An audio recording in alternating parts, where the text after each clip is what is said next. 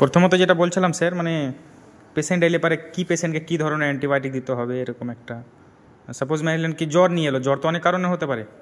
প্রথমত কিছু বেসিক জিনিস শেখাবো আমি, সেটা হচ্ছে মানে ডিজিজ রিলেটেড, যে কোন অসুখটা কোন সিস্টেমের অসুখ, মানে কোথা থেকে উৎপত্তি অসুখটার।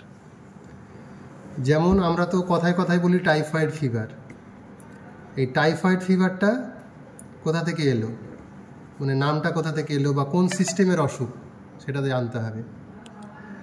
তো এগুলো কি করে মনে রাখা যাবে, বা কোন রুটে ছড়াচ্ছে অসুখটা, মানে কিভাবে একটা অসুখ তোমার হলো সেটা তো জানতে হবে প্রথমত। তো টাইফয়েড ফিভার প্লাস হচ্ছে আর একটা বলা হয় প্যারাটাইফয়েড ফিভার। প্যারা কথাটা মানে যে আশপাশে, মানে ওর চারপাশে, মানে আমি যেমন এখানে ওটুতে আছি, ওটুর যে মানে আমার যে প্রভাবটা ওটু হসপিটালে পড়ছে, তো সেরকমই মানে এই প্যারা কথাটা মানে বোঝায় যে টাইফয়েড এবং তার পার্শ্ববর্তী কিছু জিনিস, তার মানে প্যারাটাইফয়েড ফিভার, না ইন্টার রিলেটেড দুটো আর কি, মোট কথা প্যারাটাইফয়েড ফিভার। ওই পারে এন্টেরিক ফিভার বলা হয়, এন্টেরিক ফিভার। আর এই এন্টেরিক ফিভার যখন কথাটা আসছে, এন্টেরিক কথাটাই যখন আসবে যে কোনো জায়গায়, তখনই মনে রাখতে হবে এটা রিলেটেড টু আমাদের ইন্টেস্টিন বা খাদ্যনালী, ঠিক আছে। তার মানে খাবার, আমাদের অসুখটা মেন কোথায় হচ্ছে, খাদ্যনালীতে হচ্ছে। তাহলে মেন হচ্ছে খাদ্যনালীতে হচ্ছে, বুঝেছো কথাটা, খাদ্যনালী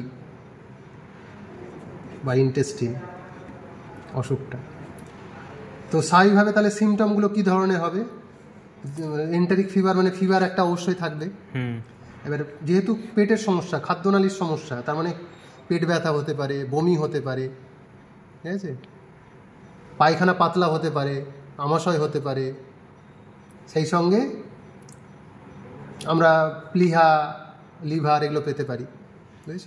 এগুলো হচ্ছে মেন স্যার অ্যাকচুয়ালি ওই খাদ্যনালীতে কিংবা ইন্টেস্টাইনটা যেটা হচ্ছে আপনার ওই ইনফেকশন হওয়ার কারণে হচ্ছে জ্বর আসা, তো এমনিতে স্যার কি জ্বর তো কোনো রোগ না, জ্বরটা তো একটা অসুখের সিমটম, একটা সিমটম মাত্র। এবার ওটাই তো বলছি যে এন্টেরিক ফিভারটা কেমন, মানে যেমন নিউমোনিয়া বললে আমরা কোথাকার অসুখ ভাবি, বুকের মানে লাংসের অসুখ ভাবছি।